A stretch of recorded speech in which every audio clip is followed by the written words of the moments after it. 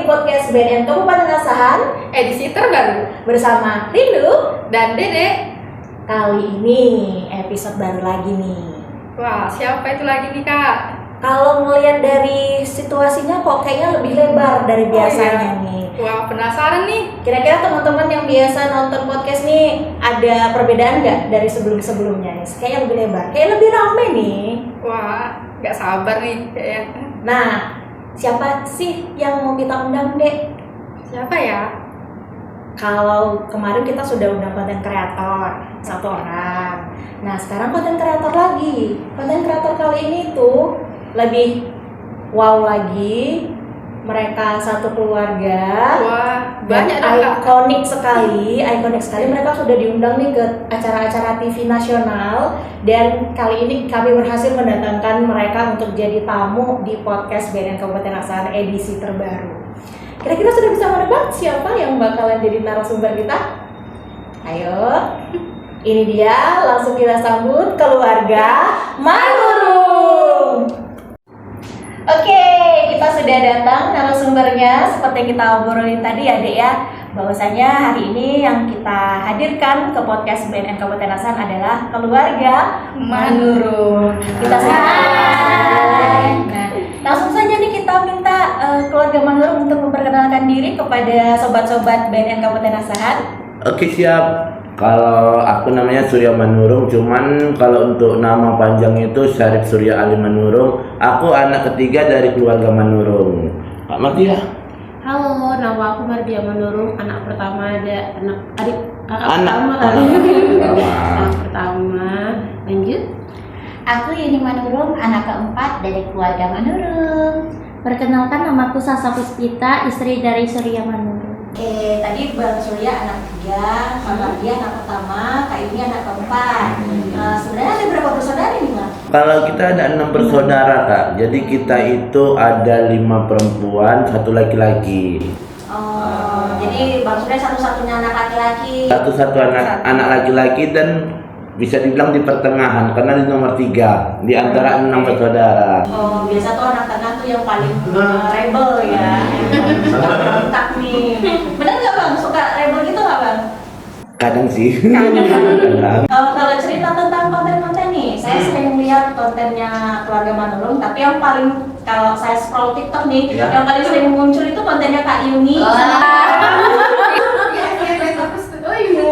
Itu dapat ide-idenya tuh gimana sih Kak? Kok bisa? Kadang saya mikirnya lucu, benar-benar lucu, dan itu memang gambaran cerita kehidupan hari-hari gitu. Kalau idenya itu pastinya kami kadang kan juga kembali lagi ya Kak, itu pasti konten orang. Kami tengok, kami buat dengan versi kami sendiri. Dan terkadang ada juga kayak dari kata-kata atau bahasa, ataupun kadang alur kontennya itu yang kita ubah. Jadi kita tuh juga mencontoh, tapi nggak yang mencontoh-contoh kali. Kita tetap cari referensi kok, tetap ada. Kalau kita bermain di konten kreator itu kan kalau kita scroll ya udah, oh bagus nih, ya udah kita jadiin konten. Dan emang konsep aku sama Yuni itu emang yang pengen yang tentang keseharian, yang kayak real kehidupan sih. Dan bikin konten itu yang menjiwai kan. Iya. Jadi biar tanpa iya. Jadi kalau bisa bilang aku nih ibu mekar kali ya. Iya. Karena akhir-akhir ini lagi konten rame kan, konten-konten kami ramenya di ibu mekar. Dia tukang utang, aku tukang apa? Kalau ketawanya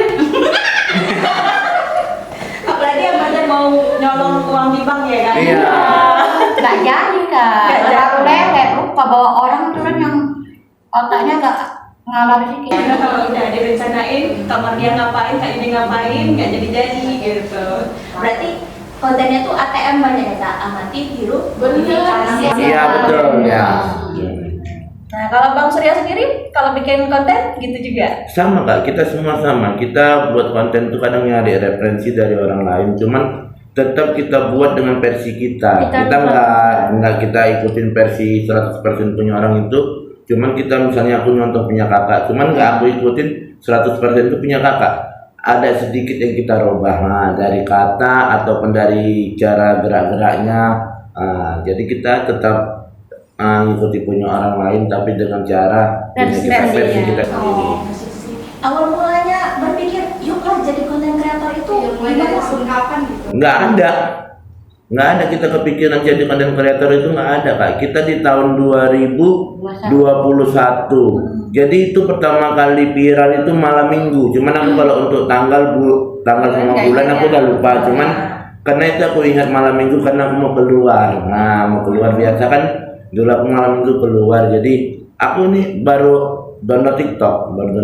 Cuman aku nggak ada rencana yuk kamar kita buat TikTok supaya kita viral. Nah, gitu nggak ada. Jadi aku yuk nih buat TikTok yuk, nambah di apa aku aja di videoku gitu kan. Rupanya ada video yang keberapa itu kita viral ya kan?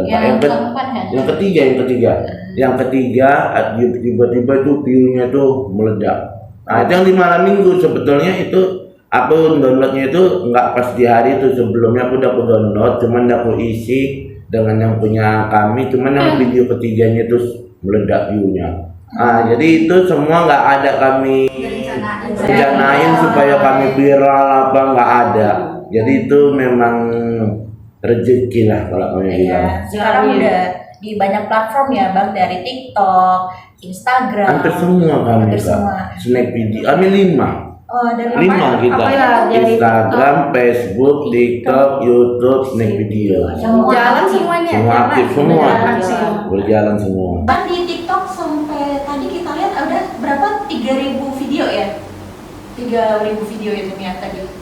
Iya, ada sampai 3.000 video. Wow, kita banyak banget itu 3.000. 3.000 postingan. Iya. Oh iya, ada begitu. Kayak kita bikin satu postingan aja pusing ya bikin apa. Tapi kan nggak terlalu susah sih Kak, karena kan durasi waktunya singkat sih. Jadi lebih seru-seru. Kalau TikTok ini kan dia bebas, dia mau keseharian, dia mau joget. Kalau di situ kan bebas kalau di TikTok.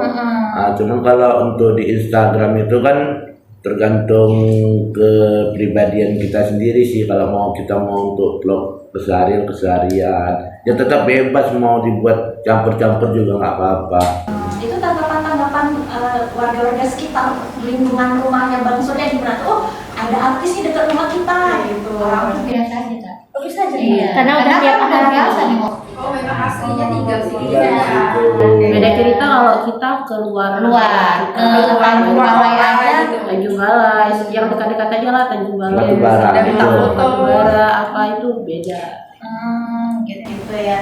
Memang kalau yang namanya media sosial ini kayak dua mata pisau gitu. Di saat kita bisa memanfaatkan dengan baik, maka kita juga bisa dapat hasil yang baik juga gitu. Jadi karena banyak juga masalah-masalah narkoba ini kan melalui media sosial itu dipampangkan di sana. Kira-kira dari keluarga Pak Nurul pernah nggak berurusan dengan narkoba gitu? Alhamdulillah sampai di titik sekarang nggak pernah. Nggak pernah ya Pak. Alhamdulillah. Tapi tahu, pernah lihat? Taunya di sosmed aja. Sosmed. Iya, Belum pernah sosmed. fisik, belum pernah lihat ya. Kalau untuk secara fisik belum pernah lihat. Dan ini kali pertama nih kunjungan ke kantor BNN Kabupaten Kali pertama nih sobat-sobat podcast. Nah, sampai tadi Kak Iji bilang Bang Surya sampai scroll dulu ya. Iya.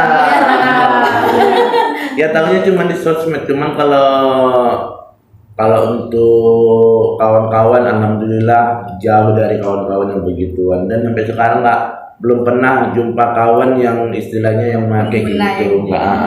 Karena semua teman-teman alhamdulillah bagus-bagus, jauh-jauh dari situ gitu.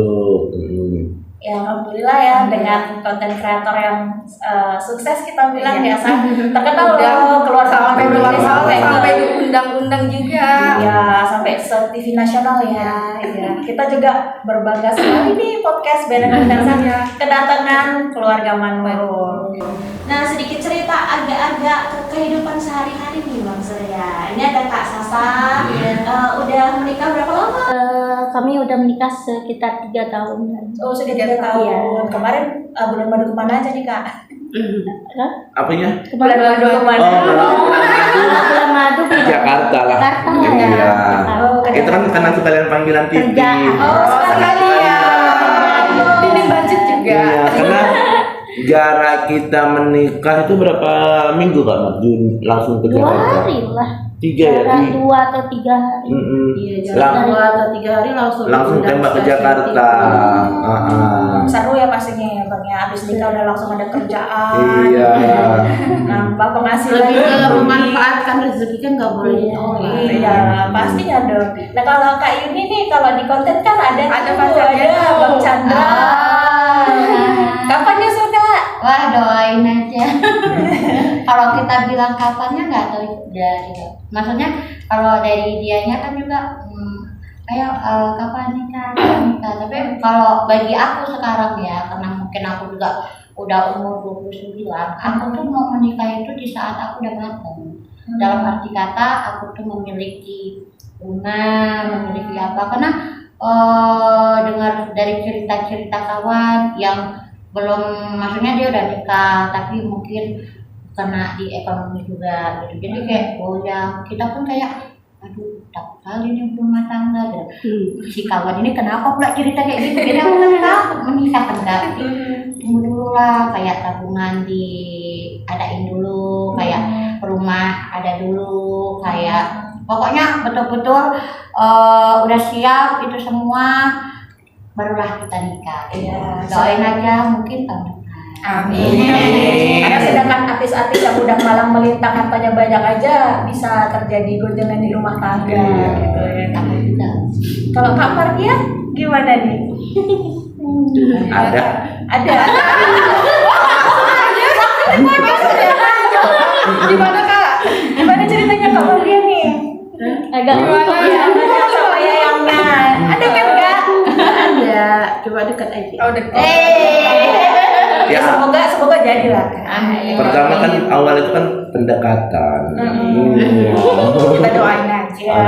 kalau nih Kakak ini pula langkahannya 17 Pro ya Kak. 17 awalnya tak terbeli Kak 17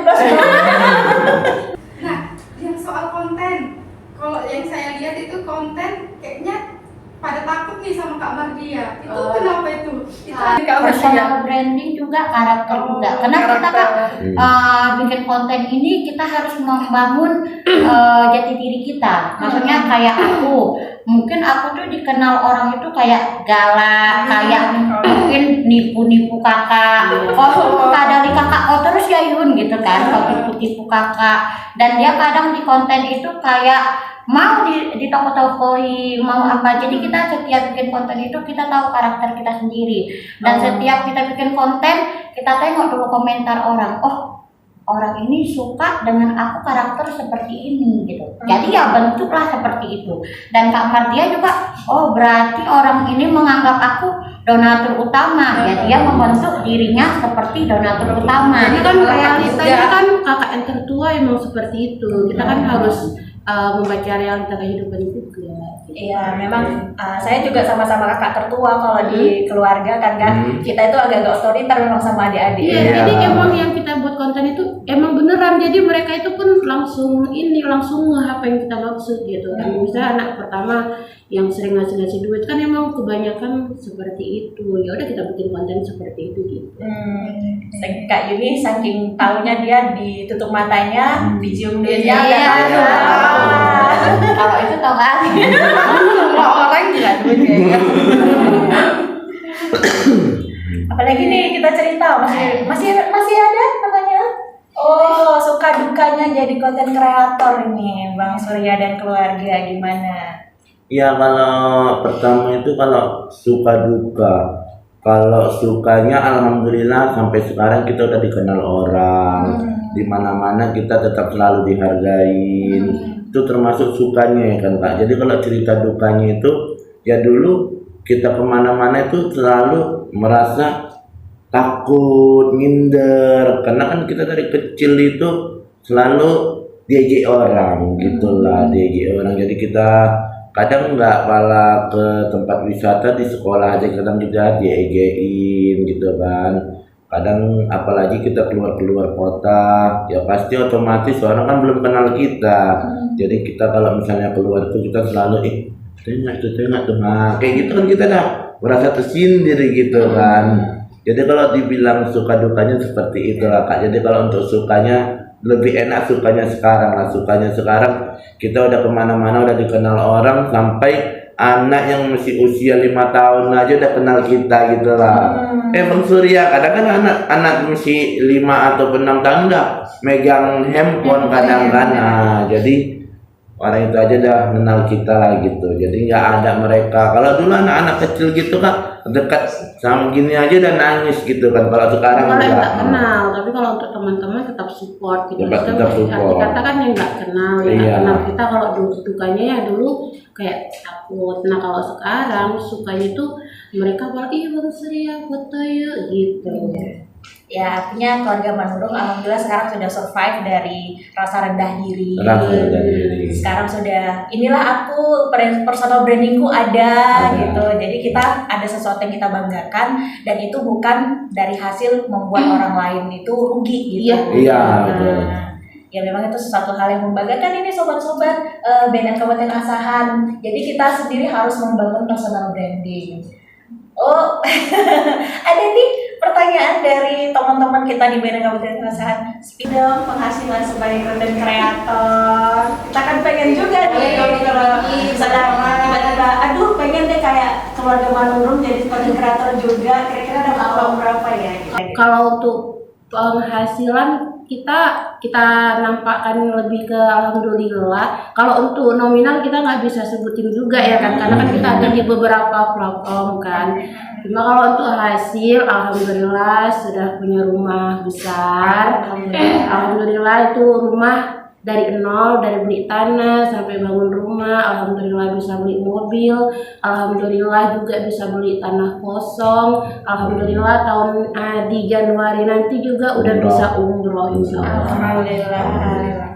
Ya berarti yang itu kan ada masing-masing kayak nama TikToknya Kak ini sendiri, Iya. Mardia sendiri, Bang Surya sendiri, itu nanti digabung atau ya punyaku gitu? Kalau untuk penghasilan itu digabung terus nanti dibagi sesuai dengan kesepakatan kami, karena kan kita kan juga udah ada manajemen, ada manajer juga seperti itu. Oh, manajernya siapa Kak? Bang Bang mau. Oh, Bang. Iya. Oh, abang itu manajer. Iya. Jadi dari awal itu kita alhamdulillah saling disupport sama Bang Bang. Jadi kan saya Bang Bos manajer terus sampai sekarang juga masih. Jadi apapun apa harus konsultasi terus tetap bermusyawarah sama Bang Bang. Oh, yang sampainya kita tahu Bang Bam sendiri juga content creator, Iya, dia suka makan makanan. Ada lagi mungkin teman-teman yang mau tanya yang di belakang kafe arah sana. Oh, balik tentang narkoba nih. Sebagai konten kreator, gimana cara mencegah tentang narkoba, penyalahgunaan narkoba? Iya, sebagai konten kreator gimana nih kita mencegah? Kalau sebagai content creator, ya kalau bisa jauhin, jangan pernah sekali-sekali coba. Kalau bisa jangan sama sekali lah. Karena setahu aku kalau dan narkoba itu sekali kena bakalan kecanduan. Iya kan Kak? Jadi itu berakibat beresikonya itu fatal. Karena dari nanti kalau yang sering awat-awat itu ya, kalau misalnya ada kecanduan gitu kan nanti sampai apapun wajib didapat untuk mendapatkan barang itu. Jadi itu sangat merusak mental, merusak masa depan. Jadi kalau bisa buat teman-teman semua jauhi narkoba, jangan pernah kalian coba sekalipun. Itu sih. Nah kalau boleh request nih, setelah dari sini nih gitu, keluarga Manurung bikinlah konten-konten yang memuat pesan-pesan anti narkobanya gitu. Bisa nggak kira-kira Mbak? Konsepnya gimana ya? Hari-hari aja. Kak ini kan suka dibikin konten-konten yang hari-hari. Misalnya Kak ini ketemu sama orang yang lagi pakai narkoba. Lagi tinggi. Iya. Lagi tinggi. Mungkinnya lagi ketinggian ya kan Kak. Tengok dia agak mereng kan, oh itu ketinggian itu. Mau pakai kok? Pakai nggak kok? Oh jangan kayak gitu kok ya, jangan pakai kau. Kau abis ini duit mama kau ambil kan gitu ya. Habis itu kakak kompas nih gitu. Oke, seru sekali ya sepertinya, tapi ya namanya juga kita dibatasin oleh waktu. Jadi kami mengucapkan banyak terima kasih kepada keluarga Mas sudah hadir ke sini, sudah hadir ke podcast Band dan Kabupaten Asahan yang nggak ada namanya sama sekali, yang belum begitu banyak dikenal, tapi kita sedang mencoba untuk naik kembali gitu kan, karena kita salah satu cara untuk mencegah narkoba adalah berbagi informasi melalui media sosial, media online dan lain sebagainya. Semoga keluarga Manurung dalam keadaan sehat selalu, Amin. sukses terus, Semakin banyak konten-kontennya. semakin banyak konten bermanfaat menghibur masyarakat Asahan khususnya. Dan sebelum kita tutup, biasanya kami tutup dengan tagline-nya BNM, yang mana kalau saya bilang War on Drugs for Humanity, kita jawabnya Huha Raw. Huha Raw. Kita coba ya. Oke. War